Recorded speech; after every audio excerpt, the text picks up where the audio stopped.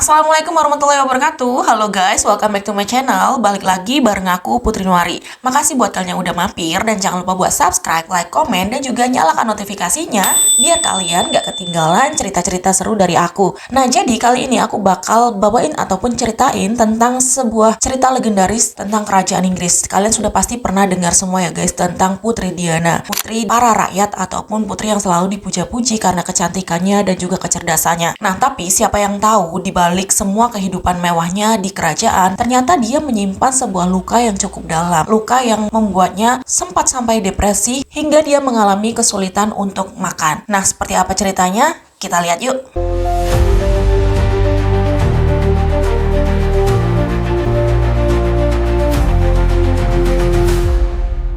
Aku bakal ceritain awal mula kehidupan Putri Diana terlebih dahulu ya guys. Jadi Putri Diana ini bernama asli Diana Frances Spencer. Dia lahir pada tanggal 1 Juli tahun 1961. Ia bukan keturunan langsung kerajaan, tapi keluarganya merupakan bangsawan kaya raya yang sangat dekat dengan keluarga kerajaan. Namun di balik semua kehidupan mewahnya dan keluarganya yang kaya, ternyata masa kecil Putri Diana ini menyimpan luka guys. Karena ayah dan ibunya itu bercerai ketika dia masih kecil. Dan itulah yang membuat kepribadian Putri Diana menjadi sesosok orang yang kuat dan juga orang yang selalu dikagumi oleh para rakyatnya pada masa itu. Putri Diana ini tumbuh sebagai gadis yang pemalu, namun dia penuh empati. Dia juga suka bermain dengan anak-anak dan juga dikenal dengan seseorang yang berhati lembut guys. Dan tidak pernah ada yang menyangka bahwa suatu saat di masa depannya dia akan menjadi sesosok wanita yang merupakan ikon yang sangat terkenal. Bahkan dia memiliki banyak julukan seperti Lady Diana maupun Putri Rakyat ataupun juga sering dikenal sebagai Putri Waltz. Bahkan Putri Diana juga sempat menjadi ikon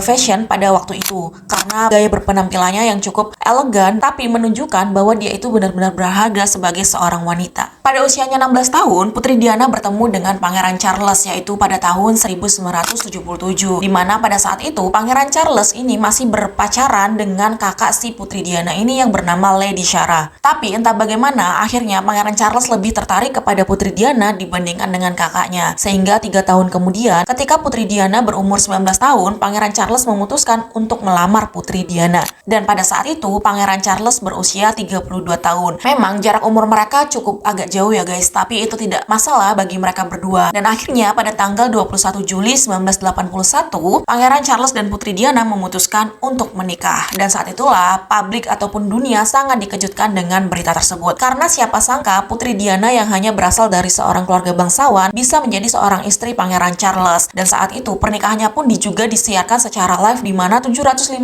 juta orang dari dunia menonton kelangsungan pernikahan mereka. Belum lagi yang hadir secara langsung untuk menyaksikan pernikahan mereka yang ada di sebuah gereja. Pada pernikahannya, Putri Diana menggunakan gaun sepanjang 7,6 meter guys, dibalut dengan make up yang sangat sederhana dan senyum malu-malu membuatnya tampak sangat cantik dan juga benar-benar elegan dan menunjukkan bahwa dia pantas menjadi istri seorang Pangeran Charles. Bahkan publik pun mengatakan bahwa mereka sangat setuju dan publik pun merasa mereka berdua sangat cocok karena mereka melihat keserasiannya ketika mereka berdua menikah. Namun siapa sangka pernikahan Putri Diana tidak seindah yang dia bayangkan. Meskipun dia berada dalam ruang lingkup kerajaan dan bergelimangan harta, namun itu semua tidak membuatnya luput dari luka hati. Karena ternyata meskipun sudah menikah, Pangeran Charles terbukti masih menyimpan wanita lain di dalam hatinya, yaitu seseorang perempuan bernama Camilla. Mungkin bagi publik ataupun dunia yang tidak tahu, mereka mengira bahwa pernikahan Putri Diana dan Pangeran Charles benar-benar bahagia. Namun siapa sangka itu malah membuat Putri Diana bak hidup di dalam sebuah penjara. Karena semakin lama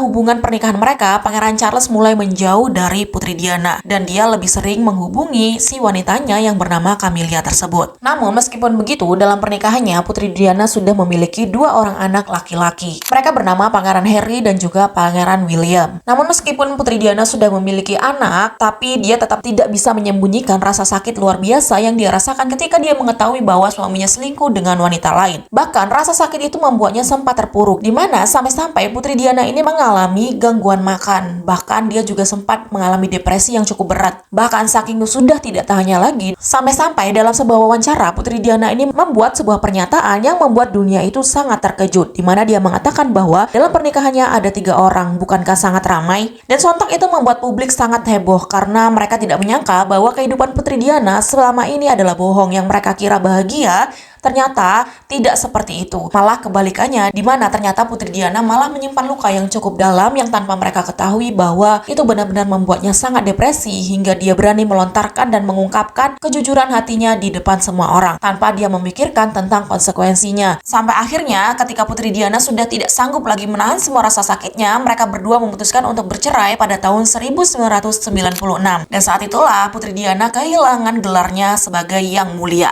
Namun perceraiannya tidak membuat Putri Diana terpuruk, malah dia bangkit dan memulai hidupnya kembali. Dia memulai menjadi seorang putri yang baru, Putri Diana yang lebih banyak mencintai orang lain, menolong orang lain. Bahkan dia juga langsung menjadi aktivis untuk terjun ke lapangan dan menjadi orang-orang yang mau bersentuhan langsung dengan orang-orang yang menderita penyakit AIDS. Di mana pada waktu itu penyakit AIDS itu masih sangat langka dan orang-orang menganggapnya sebelah mata. Tapi seorang Putri Diana berani terjun langsung dan bersentuhan langsung dengan para penderita penyakit tersebut. Selain itu, dia juga ikut melawan pengguna aktif zona ranjau darat dan bahkan dia berjalan di zona perang Angola pada tahun 1997. Putri Diana benar-benar menunjukkan siapa dirinya dan menggambarkan bahwa dia benar-benar seorang putri yang rendah hati, ramah, dan juga patut untuk dicintai oleh semua orang, sampai-sampai dia diberi julukan dengan nama Putri Rakyat ataupun bisa berarti juga Putri Diana yang dicintai oleh rakyatnya. Nah, setelah bertahun-tahun perceraiannya, Putri Diana mulai kembali kehidupan barunya di mana dia mulai mengenal sesosok pria. Pria tersebut bernama Dodi Al-Fayed. Pria tersebut merupakan anak dari seorang miliarder dari Arab yang bernama Muhammad Al-Fayed dan juga pria ini beragama Islam. Hubungan mereka berdua membuat dunia menggila. Ditambah lagi istana sepertinya tidak setuju jika Putri Diana dekat dengan pria bernama Dodi tersebut. Banyak yang mengatakan bahwa istana tidak menyukainya karena Dodi Al-Fayed yang berasal dari Arab dan beragama Islam, dan banyak juga yang mengatakan bahwa Putri Diana ini telah hamil anak Dodi. Namun itu semua tuh sebenarnya tidak pernah terjadi, guys. Putri Diana dan Dodi menjalani kehidupan asmaranya seperti orang-orang pada umumnya sampai suatu hari ketika Putri Diana dan Dodi berada di Paris, mereka janjian untuk makan malam di sebuah hotel yang bernama Ritz. Malam itu pada tanggal 30 Agustus tahun 1997, Putri Diana dan juga Dodi makan malam di hotel Ritz Paris. Namun sejak siang keberadaannya sudah diikuti oleh beberapa paparazzi yang ingin meliput dan mewawancarai mereka. Bahkan setelah makan pun mereka langsung pergi melalui pintu belakang karena mereka menghindari paparazzi yang sudah menunggu mereka di depan hotel. Akhirnya mereka berdua keluar lewat pintu belakang dan itu pun menggunakan sopir, di mana sopir mereka bernama Henry Paul yang juga merupakan seorang kepala keamanan hotel tersebut. Dengan menggunakan mobil Mercedes hitam, Henry Paul melajukan mobilnya menuju ke apartemen Dodi karena itu adalah jarak terdekatnya. Tapi sayangnya kepergian mereka ternyata juga diketahui oleh paparazzi sehingga dari belakang mereka seperti diikuti dan bahkan paparazzi seperti konvoi mengejar kendaraan mereka. Sampai akhirnya ketika mobil tersebut masuk sebuah terowongan Pont de Alma, tiba-tiba terdengar suara tabrakan di sana. Ternyata mobil yang dikendarai mereka menabrak sebuah tiang pilar beton keras dan itu menyebabkan Dodi dan Henry Paul yang juga sopirnya meninggal di tempat. Namun Putri Diana masih selamat, tapi keadaannya sangat kritis. Kemudian Putri Diana langsung dilarikan ke rumah sakit, tapi 4 jam kemudian Putri Diana dinyatakan meninggal dunia. Namun dari kecelakaan tersebut banyak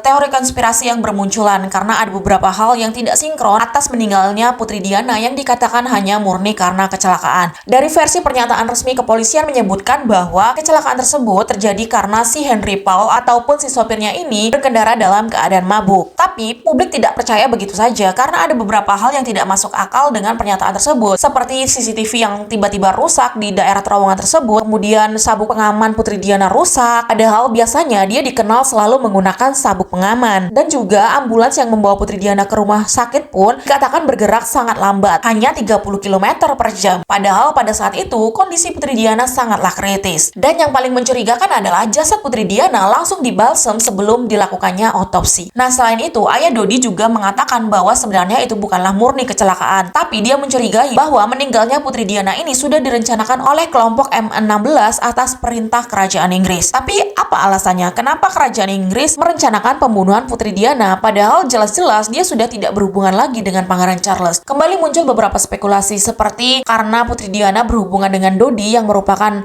seorang pria dengan beragama Islam, jelas itu akan melukai martabat dari kerajaan tersebut. Namun ada juga yang mengatakan bahwa Putri Diana ini telah hamil anak dari Dodi. Jadi kemungkinan kerajaan Inggris tidak ingin jika ibu dari calon penerus kerajaannya nanti memiliki anak dari orang lain. Dan selain itu, yang membuat publik tidak percaya tentang kecelakaan tersebut juga ditemukannya surat Putri Diana Diana yang dimana ia tulis jauh sebelum kematiannya. Di mana surat tersebut berbunyi yang intinya adalah, suamiku sedang merencanakan kecelakaan mobilku, rem akan dibuat blong dan aku akan mati. Entah itu firasat atau Putri Diana sudah mengetahui tentang hal itu sebelumnya, sampai sekarang hal tersebut belum terjawab. Selain itu, beberapa saksi juga mengatakan sebelum terdengar suara dentuman keras kecelakaan tersebut, mereka melihat sebuah kilatan cahaya seperti lampu turbo dari sebuah mobil yang berwarna putih yang berlawanan arah dengan mobil yang dikendarai Putri Diana menyorot ke arah sopir kendaraan Putri Diana tersebut. Sehingga bisa jadi itu membuat kilatan yang membuat si Henry Paul ini menjadi silau dan membuatnya kehilangan kendali hingga menabrak pilar beton tersebut. Namun yang lebih dicurigai lagi, mobil putih yang dikatakan melewati terowongan tersebut dan membuat kilatan cahaya tidak ditemukan sampai saat ini. Sampai akhirnya meskipun semua teori konspirasi itu muncul, kematian Putri Diana tetap ditutup sebagai kematian dengan kecelakaan. Dan akhirnya Putri Diana dimakamkan seminggu setelahnya. Ia dimakamkan di sebuah taman pribadi milik keluarga Spencer, di mana hanya keluarganya lah yang bisa mengunjungi makam Putri Diana. Dia dimakamkan di sebuah taman di mana di dekatnya ada sebuah danau, dan selain itu di jalan arah masuknya juga ditanami 36